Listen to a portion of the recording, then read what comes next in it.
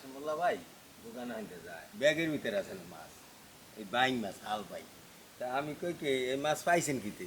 কয় ভাই এই ভেসালে এইমাত্র পাইছি, সকালে যা পাইছি এত বেশি চালাইছি, তখন এই দুইটা আবার এইতে লইয়ে যাই ওই বাজারে। আমি দূর বাজারে লইয়ে যাই, আমি অনেক দিন ধরে হাল বাইং খামো করে কইছি, এই যে হাল বাইং দিয়ে চড়া পিঠা খামো। তা আমি কই যে আমি বৌমার দিয়ে দিই মইটা, বৌমা যাই এইটা কুটে কুটে আমার গুছিয়ে দেবে, আমি নিজেরা আনবো, নিজে চড়া পিঠা ভাজবো, বুঝছো?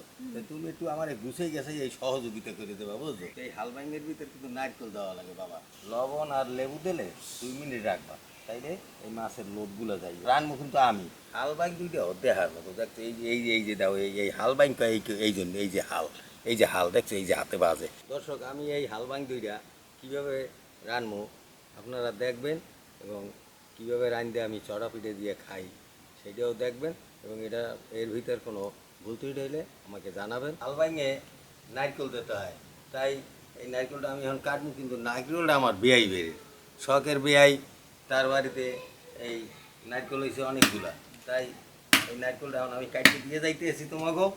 এই নারকেলটা কোরাইয়া তারপর বাইটে লাবা সুন্দর করে। না হয়ে গেছে, হয়ে গেছে।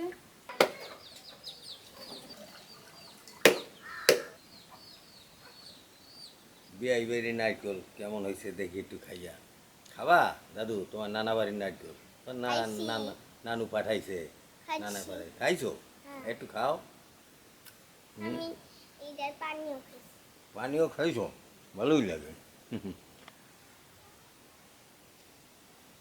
লেবু গাছটা আমার অনেক দিনের, এই কাগজি লেবু গাছ, লেবু গাছটায় 12 মাসই লেবু হয়, আর এটা রস যে কত, অনেক রস।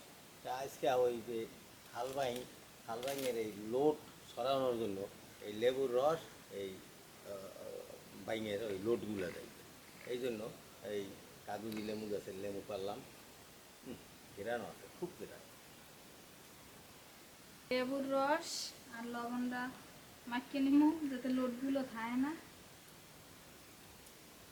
কাগজি লেবুর ঘেরান কি, লেবুর এমনিতে ছোট কিন্তু রস হয়েছে অনেক, আর ঘেরান অনেক। লবণ এরপর এপাশ ওপাশ একাল ভালো করে মাখতে হইবে কোনো পাশে। মাছটা আমি 5 মিনিট রাখবো যাতে লোটটা কাটতে যায়। লোটগুলো কাজে যাইবে ধরলে। ওরে বাবা কাদা।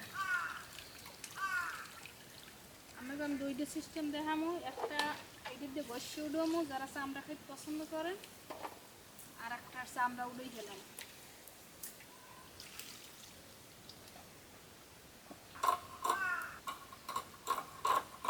কাটাগুলো নাই একটাও, সব পরিষ্কার করছি। বডি দিয়ে এরকম পরিষ্কার করবেন। যারা চামড়া খাইতে পছন্দ করেন হেরাই যাওয়া দিয়ে চামড়াগুলো এই ময়লা পরিষ্কার করবেন। সাদা করছি বসিয়ে, এই যে চামড়াটা উঠবো, আগে মাথাটা আমি কাটতিলাম।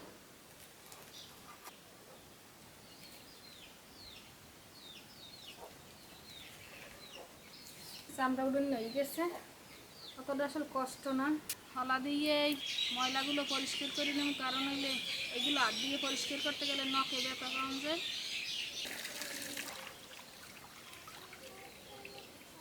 সাদা করে এলে ধুতে ধুতে গার করে ধরে গেছে। মাছ চাষার জন্য পাটার একটু আমি দিয়ে দিই, ছটা পিঠে দিয়ে পেঁয়াজ রসুন বাটা, নারিকেলের দুধ দিলাম,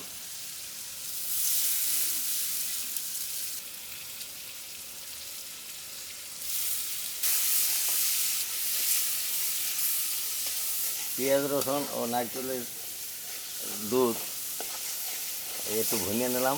হলুদের গুঁড়া, মরিচের গুঁড়া, জিরার গুঁড়া, ধনিয়ার গুঁড়া।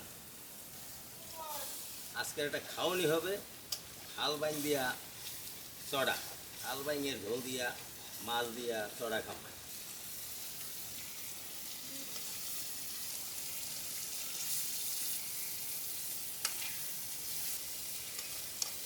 চড়া বানানোর জন্য চাউলের গুঁড়ি, এই যে চাউলের গুঁড়িগুলো এখন আমি একটু গোলাই নিই। লবণ, এটা চাউলের গুঁড়ি। আমি আসলে মাছ রাঁধতে আছি না গোস্ত রাঁধতে আছি, কালারই তো সেই। পানি দিয়ে দেবো।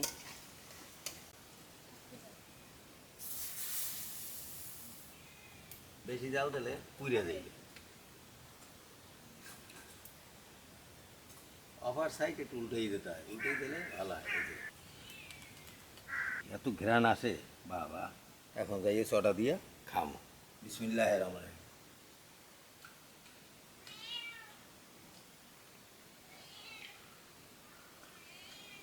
খুব স্বাদ তো, এত স্বাদ বাবা। গরু গোস্ত দিয়ে তো মানুষের রুটি পিঠা এই চড়া পিঠা খায়, কিন্তু গরু গোস্ত চাইতেও মজা লাগতেছে।